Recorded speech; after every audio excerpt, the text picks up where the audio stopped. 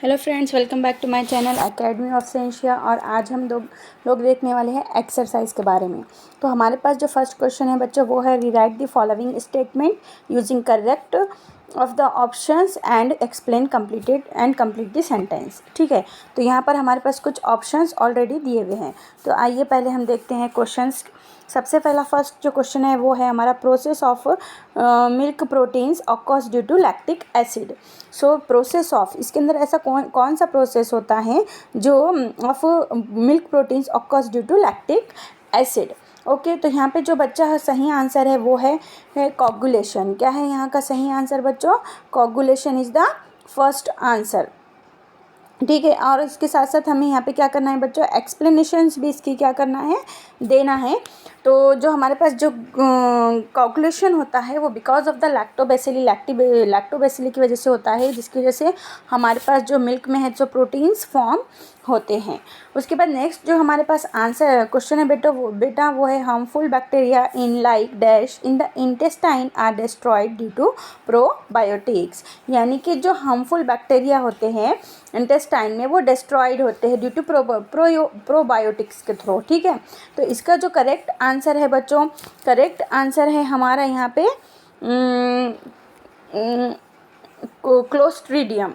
क्या है? Clostridium. So harmful bacteria in like Clostridium in the intestine are destroyed due to probiotics. यानी probiotics की वजह से जो हार्मफुल बैक्टीरिया है वो डिस्ट्रॉय होते हैं, और वो जो बैक्टीरिया होते हैं हार्मफुल लाइक अ क्लोस्ट्रीडियम यानी कि क्लोस्ट्रीडियम होते हैं। यहाँ पे मैं आपको पेंसिल से आंसर है यहाँ पे, ठीक है, चलिए हमारे पास यहाँ पे लिखा हुआ है answer Clostridium is the next answer, B.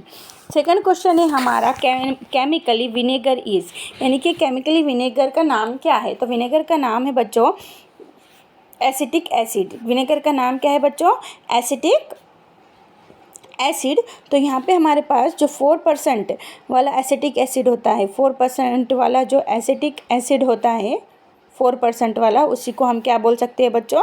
Vinegar बोल सकते हैं। और विनेगर मोस्टली है कि नहीं, क्या है, बहुत सी प्रिवेंटिव जो हम चीज़ें प्रिवेंट करके रखना चाहते हैं, जैसे कि अचार है, जैम वगैरह है, तो उसमें हम विनेगर क्या करते हैं बच्चों? ऐड करते हैं।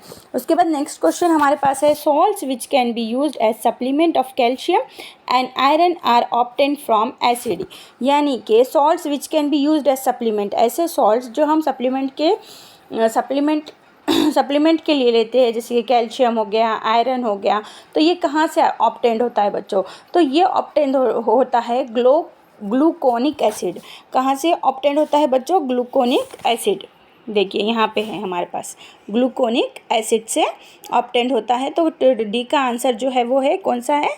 Gluconic acid. उसके बाद नेक्स्ट हमारे पास बच्चों क्वेश्चन है मैच द फॉलोइंग। क्या है बच्चों? Match the following. तो मैच द फॉलोइंग में सबसे पहले जो हमारे पास है वो है ज़ैलिटोल। ज़ैलिटोल किसके लिए काम में आता है? To impart the sweetness. Xylitol किसके लिए काम में आता है बच्चों? To impart the sweetness. उसके बाद जो हमारे पास क्वेश्चन है वो है सिट्रिक एसिड। तो सिट्रिक एसिड जो है सो बच्चों वो किसके लिए आता है काम में? To impart the acidity, to impart the acidity. तो इसका जो आंसर है ये यहाँ पे देखिए बच्चों नंबर 5। तो 2 का क्या है?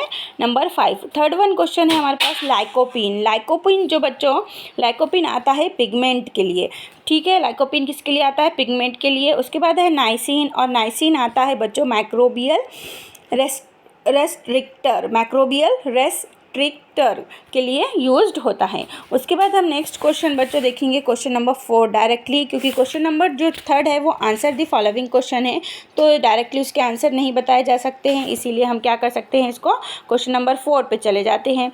तो क्वेश्चन नंबर 4 में हमको पूछा गया है बच्चों कि complete the following conceptual picture. एक कंसेप्शनल पिक्चर हमें दी गई है। तो सीवेज में जो हमने सीवेज का जो पॉइंट पढ़ा था बच्चों, उसके अंदर हमें है कि नहीं ये सारे पॉइंट देखने को मिलेंगे। तो स्वीज आफ्टर प्रोसेसिंग, यानी कि कचरे का जब हम प्रोसेस कर देते हैं, स्वीज का जब हम प्रोसेस कर देते हैं, तो क्या क्या हमको कंसेप्ट इससे क्लियर होते हैं हमारे। तो सबसे पहले यहाँ पे हमको क्लीनिंग मिलेंगी, उसके बाद हमको जो मिलेगा fertiliser, slurry as a fertiliser. जो सेलेरी बना था SULRRY, जो सेलेरी प्रोडक्ट बना था वो एज अ फर्टिलाइज़र यूज़ होगा। कैसा यूज़ होगा बच्चों?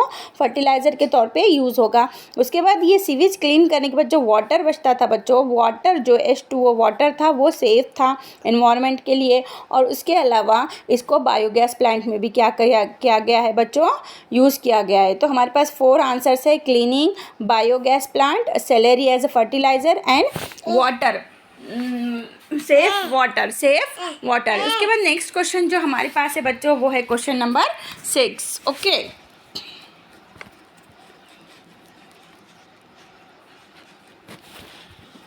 क्वेश्चन नंबर 6 में हमें बताया गया है बच्चों, पूछा गया है complete the following respect to usages, यानी कि ज़ैंथन के हमको यहाँ पे यूजेज बताना है। तो ज़ैंथन बच्चों यूज़ होता है टूथपेस्ट में, कहाँ पे यूज़ होता है? टूथपेस्ट में यूज़ होता है। उसके बाद पिगमेंट्स से पी से पिगमेंट्स होते हैं, यानी कि कलर्स में यूज़ होता है। फर्टिलाइज़र्स में, यानी कि फर्टिलाइज़र जो एग्रीकल्चर में हम यूज़ करते हैं उसके लिए भी ज़ैंथन गम यूज़ होता है। विडीसाइड्स के लिए, यानी कि जो हमारे वीड्स होते हैं उनको इन्फेक्शन से बचाने के लिए as a viricide xanthan gum use होता है। टेक्सटाइल पिगमेंट्स, टेक्सटाइल के जो पिगमेंट्स होते हैं उसमें भी विडीसाइड्स यूज़ होते हैं। और हाई क्वालिटी पेपर के लिए भी, हाई क्वालिटी पेपर बनाने के लिए भी ज़ैंथन गम क्या होता है बच्चों? यूज़ होता है। उसके बाद हमारे पास नेक्स्ट क्वेश्चन है, हम देखते हैं बच्चों क्वेश्चन नंबर 8। ठीक है, यहाँ पे आइए आप लोग। सो नेक्स्ट आपके पास जो क्वेश्चन है, हम आगे की तरफ बढ़ते हैं। माइक्रोब्स। तो देखो बच्चों क्वेश्चन है हमारा, complete the following conceptual picture related to environmental management, जिसके यहाँ पे हमें ऑयल स्पिल्स के बारे में बताया गया है। तो ये जो ऑयल स्पिल्स जो एक ऑप्शन हमारे पास दिया हुआ है, तो ये किसके through use, oil spill control किसके थ्रू करते हैं बच्चों हम लोग? तो माइक्रोब के थ्रू। किसके थ्रू करते हैं? By using the microbes. तो माइक्रोब्स को यूज़ करके और क्या क्या किया जा सकता है ये हमें यहाँ पे बताना है।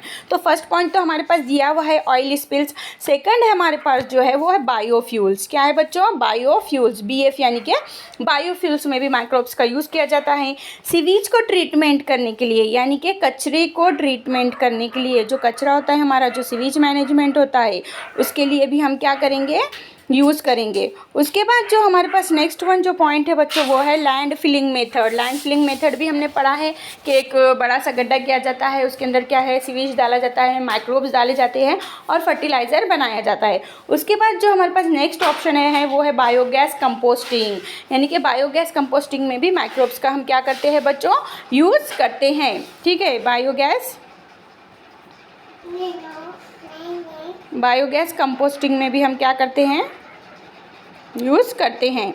और नेक्स्ट जो हमारा जो लास्ट वन है वो है माइक्रोबियल इनोक्यूलेंट्स। इनोक्यूलेंट्स को किस तरह से बनाया जाता है ये हम ऑलरेडी पढ़ चुके हैं। ये ऑलरेडी हम चैप्टर में क्या कर चुके हैं? पढ़ चुके हैं। तो यहाँ पर हमारे ये जो शॉर्ट क्वेश्चंस थे, क्वेश्चन नंबर 4, 2, 1, 6 एंड 7 कंप्लीट हो चुका है। हम मिलते हैं नेक्स्ट चैप्टर में। जब तक के लिए bye bye and please like, share and subscribe to my channel academy of scientia.